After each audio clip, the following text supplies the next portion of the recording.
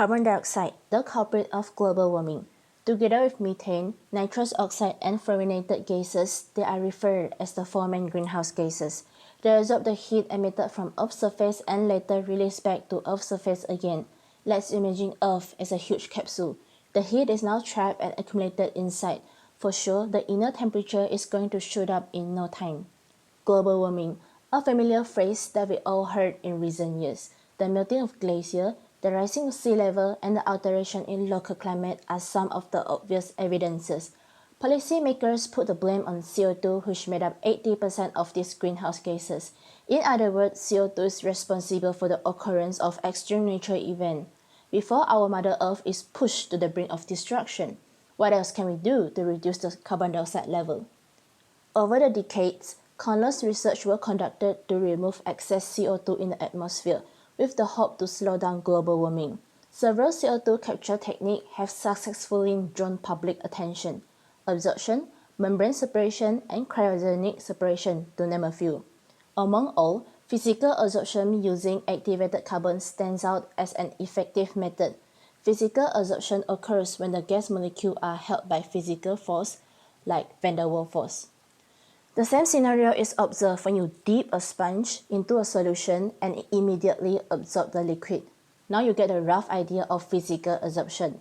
Activated carbon is acting like a sponge, or we call it adsorbent, whereas the fluid uptake is our CO2 gas. For information, activated carbon is a porous carbonaceous material that is used to remove pollutant from air or water. The many tiny hole characteristic and enormous surface area, making it as an ideal absorbent.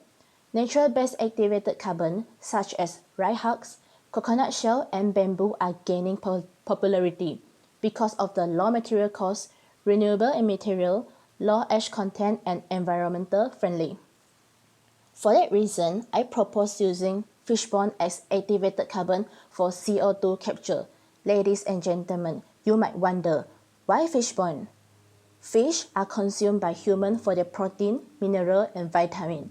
However, fishbone is typically inedible. Fishbone is seen as a food waste and has no value. It often ended up at the dump site or in the compost bin to make organic fertilizer. In addition, several studies shows that fishbone biochar is an excellent heavy metal remover in wastewater. Therefore, it is time for this underrated material to shine by transforming it into nature-based activated carbon.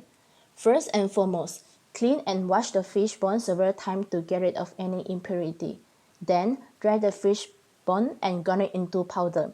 Sieve the powder to ensure an even particle size. Next, activate the fishbone by treating it with strong acid or base before undergoing pyrolysis at 600 to 900 degrees Celsius. Pyrolysis is a process of chemically dehydrating organic material at a high temperature with the absence of oxygen. Rinse and dry the half-done activated carbon and later impregnate it with amine. Now the activated carbon derived from fishbone is ready to use. All the steps mentioned are surface modification that will greatly affect the CO2 absorption capacity. The literature surveys suggest that the high heat and amine treatment will increase the basicity of carbon surface. Hence, it will be easier for the acidic CO2 to absorb and stick onto the activated carbon. At the end of my experiment, I will be able to analyze the physiochemical property of fishbone activated carbon, apart from evaluating the isotherm mechanism of CO2 absorption over my proposed absorbent. Sooner or later, the potential of fishbone activated carbon as CO2 absorbent will be revealed.